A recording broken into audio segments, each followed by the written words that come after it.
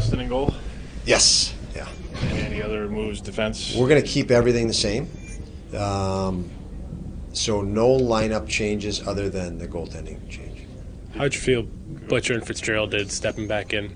They were, that's a little bit of a long stretch for them and a tough building for them. But I thought, there were a couple hiccups, but everybody had more than a couple. I think they had fewer than others. But, they did a lot of really nice things, despite, maybe taking a little bit to get in sync.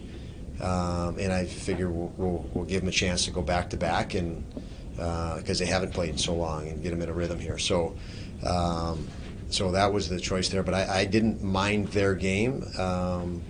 Again, they were on for a couple, but there were some mistakes that weren't their issue as well on those. Do you envision, you're waiting for Miller to come back, but you might be looking at a rotation again because you just have so many guys?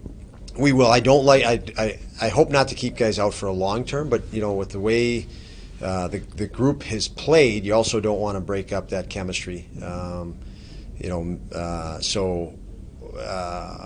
Obviously Miller enters COVID protocol, and that changes things. Yeah, it's going to be a tricky situation to balance. Hopefully it's tricky because hopefully we stay, performing well, and it's harder to make lineup changes when that happens. So, it's going to be day to day as far as any decisions on those lineups. But I don't like keeping guys out long. Pizzic will be out twice. I would be really inclined to put him back in very quick. So that to share that thought with you. But beyond that. Again, we'll read more day to day now. I want to get a couple thoughts on the overtime goal last night. I wrote that it was an ill-advised play, and on second thought, I looked at it again. Is it more the play you wanted Tage to make and it just wasn't executed well? Yeah, I think it was a little bit of a fatigue play. I think there was an opportunity, a potential opportunity. I don't know if the risk outweighed the, it's a risk-reward play, and obviously the risk was higher than the reward. But, it's a quick thing. It's tough. Maybe Dulles would have played it different and protected the puck a little more. Who knows? I didn't look at it in detail, but, I think we probably would have been better off not trying that play and keeping possession a little longer. I think had we kept possession, you have that type of skill on, wait for a better opportunity.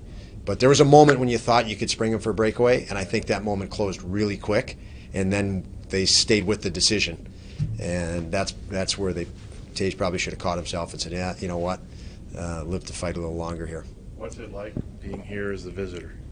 Yeah, I spent the day with my parents, which was great. But it was... we weren't happy with last night, and I know some of our guys weren't happy with last night, and that was all consuming.